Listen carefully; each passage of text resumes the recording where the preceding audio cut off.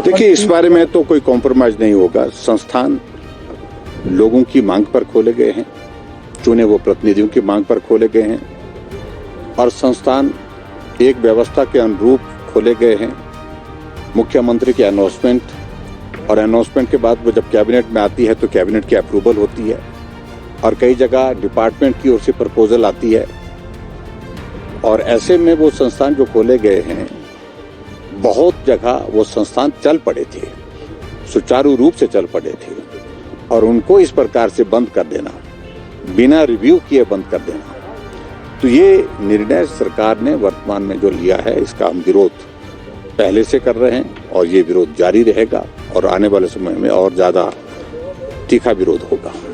Signature campaign शुरू हो चुकी है और पूरे प्रदेश भर में हर विधानसभा क्षेत्र में जहां संस्थान रद्द हुए वहां सिग्नेचर कैंपेन और उसके बाद जिला स्तर पर और मंडल स्तर पर इस सारे मुद्दे को लेकर लोगों के बीच में जाएंगे। कि मैं बड़ा स्पष्ट कह रहा हूं कि हमारा सरकार का लोन जो है वो कुल मिलाकर के सरकार का कार्यकाल जब भारतीय जनता पार्टी का पूरा हुआ है तो उस वक्त 69,600 करोड़ रुपीस का ऋण प्रदेश सरकार के ऊपर और ये आंकड़ा बढ़ा चढ़ा करके कभी उसको 75,000 करोड़ बोल रहे हैं, कभी 95,000 करोड़ रुपए और मैं समझता हूं कि जो हकीकत है वो उससे छुपाया नहीं जा सकता है। जो फैक्ट्स है वो फैक्ट्स है।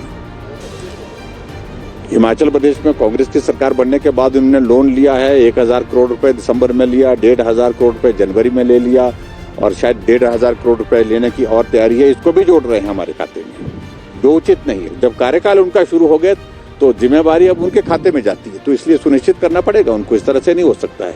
जो व्यवहारिक है वो व्यवहारिक होगा ही और हमने कांग्रेस की सरकार के कंपैरिजन में जो 2012 दिसंबर से 2017 दिसंबर तक रही वीरभद्र सिंह जी के नेतृत्व में, उनसे ज्यादा लोन नहीं लिया, उनसे कम लोन लिया। पुण्य देखिए, विकास कार्य के लिए सरकार की ये जिम्मेवारी उसको उनको सुनिश्चित करना चाहिए। बजट का प्रावधान जो नियमित रूप से होता है वो तो होना ही चाहिए, उसको भी रोक रहे हैं।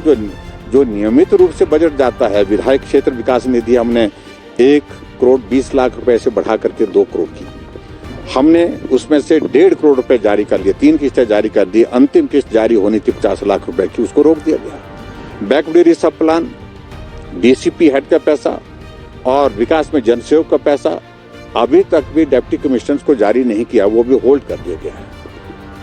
पंचायत के चुने हुए प्रतिनिधि इंतजार कर रहे हैं पैसे का और विधायक अपने अपने क्षेत्र में जाकर के लोगों के बीच में इस कमिटमेंट को कर चुके हैं कि हमने 50 लाख रुपए आपको देने हैं, तो 50 लाख रुपए विधायक निधि का जब आएगा तो देंगे, लेकिन वो 50 लाख रुपए का इंतजार कर रहा है। तो ऐसे में ये एक बहुत मजाक का विषय बन गया है कि पैसा नहीं है और पैसा रोका जा रहा है।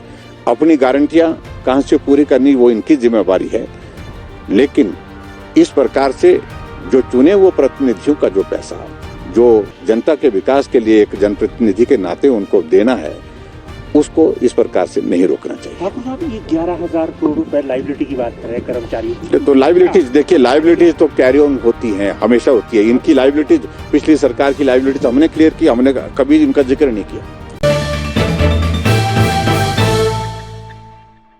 हिमाचल प्रदेश के विश्वसनीय ज्वेलर भूषण ज्वेलर्स